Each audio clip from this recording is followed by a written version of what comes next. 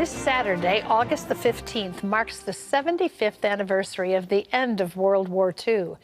And now you're about to hear the incredible story of an extraordinary hero. Take a look. April 12, 1945. A young staff sergeant, Red Erwin, was part of a fleet of B-29 bombers over the Pacific Ocean, racing toward the Japanese coast. Then, the unthinkable happened. A phosphorus bomb detonated before leaving the plane, and as Erwin desperately tried to contain it, he was set on fire. Award-winning film director Jon Erwin shares his own grandfather's life-altering story and legacy in his book, Beyond Valor. Please welcome to the 700 Club, Red Erwin's grandson, film director Jon Erwin. Jon, it's wonderful to have you here. Thank you for having me. Your grandfather's story is quite amazing. When did you become interested in his story? That's a great question. I remember being very, very young, probably 6 or 7 years old, and he let me hold his Medal of Honor. I had no idea what it was. It was a gold medal with a blue ribbon. I had no idea that it was our nation's highest military honor and exceptionally rare, and given for acts of courage above and beyond the call of duty. And he said over my shoulder, freedom isn't free. And I didn't understand the meaning of those words for a long time. Sadly, I think I knew him well, but through my teenage years, I just didn't really listen as I should have. I think as so many, when you're a teenager, you don't care as much about history or about your legacy. And it really wasn't until his funeral when I was 19 years old, and the incredible honor that was bestowed on him. I remember so vividly a bomber dropped below the clouds, and tipped its wings, and it was sleeting rain.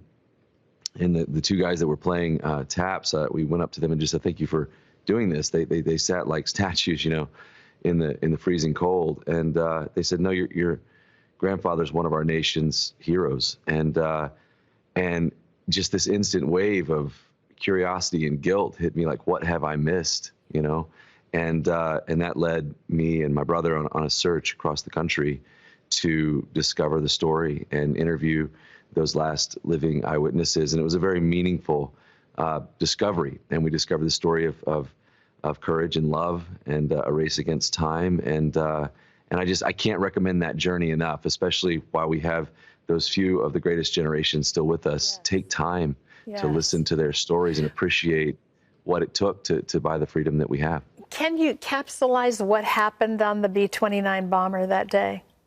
Yeah, so my grandfather was a radio operator on the B-29 Superfortress, which is the aircraft that basically ended the war on Japan. And one of his jobs was to drop a phosphorus flare. They were the lead plane to signal all of the other planes into formation. And phosphorus is terrible. It burns. It can burn up to 2,000 degrees. It'll burn through steel. It's very difficult to put out. And as he dropped this flare, he had done it dozens and dozens of times. They hit an air pocket. The flare came back up into the plane, exploded in his face in the middle of the plane, filled the plane with smoke, and they went into a dive. It was really just a question of whether the plane was going to crash into the ocean or erupt the 6 tons of bombs on board and destroy many planes around them. Wow. And he was very devout, and he prayed a simple prayer: "God, help me." He said he felt a presence with him on the plane, just telling him to go. And he did, really in an act of superhuman strength. He went for the bomb, grabbed it like a football, and began marching it to the front of the plane. Of course, he erupted, as sort of a human fireball. He got to the front of the plane. He threw it out the co-pilot's window. They pulled up at just 300 feet. Wow. And in God's providence, there was a colonel on board to observe the raid because they were the lead plane, Colonel Strauss. And he said, "Turn this plane around." Which they never did. "I want to try to save this man's life." And they turned around, and it led to a series of irregular events that involved General Curtis LeMay and President Harry Truman, because all this happened with his first day in office. And it led to the fastest presentation of the Medal of Honor in our history, at least to our knowledge. What was the extent of your grandfather's injuries? Well, he was horribly burned. And one of the most meaningful parts of the story to me is he and my grandmother had just been married for 3 months before he shipped off. And he's a really good looking guy, looked like a young Matt Damon. And the whole right side of his body was horribly burned. His arm was fused in place, and he had endured a bunch of plastic surgeries already, and had gotten down, by the time he got back to the States, gotten down to about 85 pounds and just clutching to life and terrified of what she would think when she saw him. Many of the wives of the people in the burn ward, they didn't stay. They just couldn't take it. My grandmother came in, had no idea the extent of his injuries, but found the only unburned portion of his cheek on his left side, kissed him and said, "Welcome home, I love you." And that gave him the will to live. And they had 5 kids after the war, the second being my father. What was the rest of Red Erwin's life like? He lived to be 80. He did. He worked for the VA hospital for 30 years, helping veterans get their benefits, and just lived a life of service, really lived up to the legacy of the Medal of Honor. And he would always say, "I'm not a hero. The people, the men and women that didn't come back and that gave their lives, they're the heroes. I wear this medal in their honor."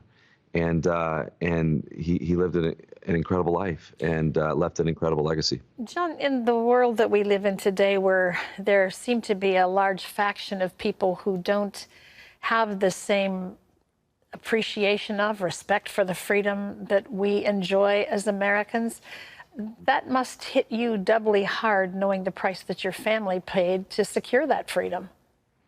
Well, I think we of course are. America is a work in progress, and America is such a unique. And when you study history, again, so many of us are where I was when I was a teenager. I didn't have an appreciation for my own legacy. I didn't have an appreciation for our nation's heritage and history, and for the price that was paid to give us the nation that we live in. And that's really one of the reasons I wrote the book. Is I remember talking to Gary Luttrell, who was then president of the Medal of Honor Society, and he just said, "Your generation doesn't understand the legacy of the Medal of Honor, what it means to go above and beyond the call of duty, and just the price that was paid by so many heroes that have served on our behalf to give us the freedom that we enjoy. We owe such a huge debt of gratitude to them." And it was such a meaningful experience for me to go back and retrace my family's legacy. And I just think we just don't understand how new and unique and precious this country is, and our freedoms are, and the life that we enjoy. And so I hope that by telling this story and telling other like it, it'll just remind people that the life that we enjoy, which is extraordinary, and even though, yes, America has problems, it's an extraordinary country.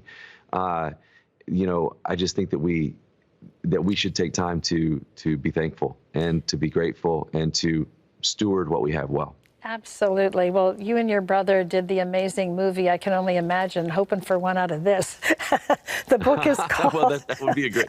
That would be the goal. The book is called Beyond Valor, and Jon Erwin, we thank you for it. It's a book that is worthy of the read because of the story, but also a book that every American should read to appreciate what we have. Thanks for being with us today. Nice to have you. Thank you so much. God bless you. You too.